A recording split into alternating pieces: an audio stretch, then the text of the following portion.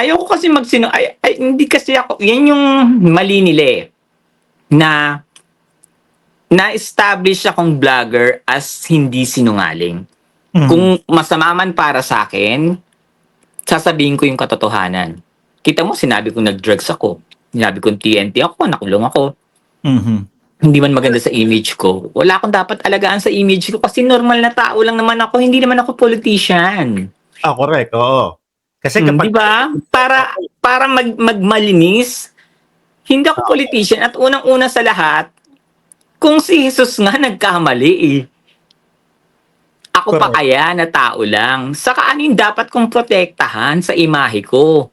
Unang-una, hindi ko pinagkakakitaan ng vlogging Mhm. para magmalinis ako at maniwala sa akin yung mga tao dahil mas nag-i-enjoy ako pag sinasabi ko yung buhay ko. Ayun, oo. Ay, oo naman. Tsaka yung makakagalaw ka na maayos. Mm. At doon sila natutuwa kapag yung kinikwento ko na yung buhay ko tapos nakikita nila na ay aliw pala yung buhay mo no mother, saka marami ko palang naranasan ganun ganyan. Hindi ako yung nagmamalinis, na sila ba nagkwento na ba sila ng buhay nila kung anong nangyari sa kanila, kung sino mga kumarap sa kanila. Si ano, 'di ba lalabas ng bansa kasama yung si ano, si AR de la Serna, 'di ba? Oo, yun yung malaking ano, malaking tanong sa taong Kasi bayan. ano merong mga vloggers na ang tatapang, ang daming pinaglalaban, pero yung kasiraan nila hindi nila binabanggit. Mhm.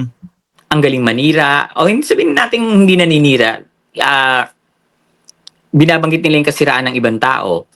Pero yung kasiraan mo, umpisahan mo muna sa sarili mo.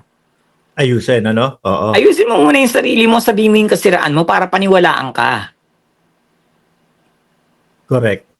Mami Di ba? Pebs, Kaya, may ano ako dito, hindi may ipapakita ako sa iyo. Kumbaga sige, balik sige. tanaw lang tayo doon sa kahapon Mm-mm. na ano, doon sa kahapon na naging diskusyon o na pag-usapan doon sa Congress. Etong picture na ito. Ayan, ay saglit lang, nasaan ka ba? Nawala, o yan. Yang picture na yan. Mm-mm. Diyan nag-umpisa lahat eh. Yung biglang, sabi ko matutulog na nga ako, parang ang boring naman itong ano na to, nitong pag-uusap na to. Ano, paano nag-umpisa yan? Yung diyan, sa dinner na yan.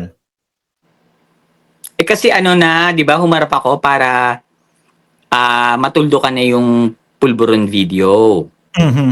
na fake siya talaga. Mhm. So, inano nila dun yung history kung saan naumpisahan yung usapan ng pulburon video. Ah, So, sa Hong Kong. doon talaga. At Mm-mm. narinig ko mismo doon na talagang may pag-uusap at pinaplano or inaalam kung saan yung pinaka the best way na ilabas yung pulburon video. Yes, totoo Tama. yun, totoo. And sabi ko din dito sa channel ko kahapon, no, tingin ko ang dahilan niyan kung bakit sa labas ng Pilipinas gustong ipalabas yan kasi nga para maiwas sila sa jurisdiction ng Pilipinas. Mm-mm. Para hindi makasuhan or anything. Actually, marami silang pangalang ibinigay na international vlogger na dun dapat daw ipalabas, ganun ganyan, para pasabog agad sa buong mundo. Pero kasi, ako kasi hindi ako nagsasalita that time. Nakikinig lang ako. Nasa ibang table kasi ako eh. Pero magkatabi lang yung table. Pero may isang upuan na bakante dun sa kanila na para sa akin. Kaso, late akong dumating. Gaya ng sinabi ko kahapon dun sa Tricom na dumating ako mga an hour late ako eh. Mm. Kasabay ko si Attorney Vic, si Pam, yung jowa ni Attorney Vic, kasi nag-assist pa ako sa book signing ni Attorney Vic, kaya late kami. And in fairness naman kay Attorney Vic, hindi siya nagsalita ng kahit ano. Ayun, yun nga yung susunod ko itatanong eh. Kung sino-sino Hindi siya nagsalita. Kasi kung sino yung unang-una, katabi yung jowa niya, malayo yung table, yung table namin, iba. Ako lang yung lumalapit doon sa table nila. kumbaga, yun yung sunod kong tanong. Sino-sino yung nagbibigay ng ideya na ipalabas yan doon, ipalabas siya. Si Harry Roque na lang ang magpalabas niya. Si Maharlika na lang ang magpalabas niyan. Hindi nila binanggit si Maharlika that time. Puro international vloggers. And yung reporter na Australian na nag-interview kay BBM na pinahiya si BBM, Okay. Yun dun daw dapat ibigay. Kaya lang parang ang hirap kagatin eh, di ba? Yes, alam mo yung nasa utak ko, hindi lang ako nagsasalita. Kung fake yung video, ilalabas nyo rin lang naman. Huwag yung ipa-international kasi hindi yan tatanggapin ng mga vloggers dahil kapag fake yan, makakasuhan pa sila. Hindi ganun kabobo yung mga international vloggers. Tsaka So naniniwala sila na totoo yung video. sa tingin mo, sino umano nun? Sino nagpa-umpisa ng video na yun? May Hari, idea ka? Siya hari talaga.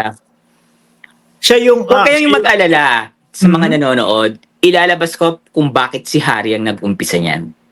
kumbaga, kasi bago ka makagawa ng ganung video, di ba? Ini-edit yan eh.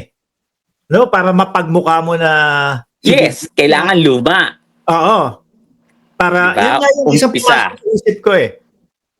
Pinagmukha nila luma to para confuse yung tao na, si BBM yan, pwedeng hindi, pwedeng kasap. Kapag ka yung enhance, nagigets ko yung sinabi mo eh. Enhance Enhance yan, kitang-kita yan na ibang-iba. Sa tingin mo, si Harry Roque ang nagpa-edit niyan? Siya mabaho niyan. Mhm.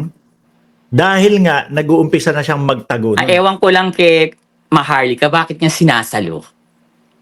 Hindi, kasi kapag ka sinalo niya, ang nakikita ko dyan is, lagi niya sinasabi, Amerikana o ano siya eh, hindi na siya Pilipina eh. Siguro, yun yung ano niya, dahilan niya kung bakit niya sinasalo. Kasi para mailabas si Roque, dahil si Roque, Pilipino pa din, at may jurisdiction pa din ang Pilipinas, yun yung nakikita ko doon. Hmm. So, sa tingin mo talaga si Roque, yung nagpa-edit niyan, Hindi ako maaaring magkamali. eto, Mami Pebs. Kasi may mga umuugong na balita na isa daw do sa vlogger ng mga DDS. Tingin mo, parang nakita ko Marlon yata yung pangalan. Marlon Purificacion eh. Yung inaano nila yung Yung mukha. image Hindi, niya. wala si Marlon dito. Oo. Hindi siya dito. Connected dito. Mhm. So wala talaga. Pina-edit ni Harry Roque in case. Ganun. Kasi 'di ba, ngayon naman talaga madaling-madali na 'yan sa AI. Oo. Yung mga ganyan na pati nga boses 'di ba? Kunyari, yung boses ng kamukha lang ni Harry Roque, pagsalitain mo tapos magiging boses na ni Harry Roque. Correct, oo. Ang daming lumalabas niyan. Ginagaya yung kay dating Pangulong Ferdinand Marcos Sr. Oo.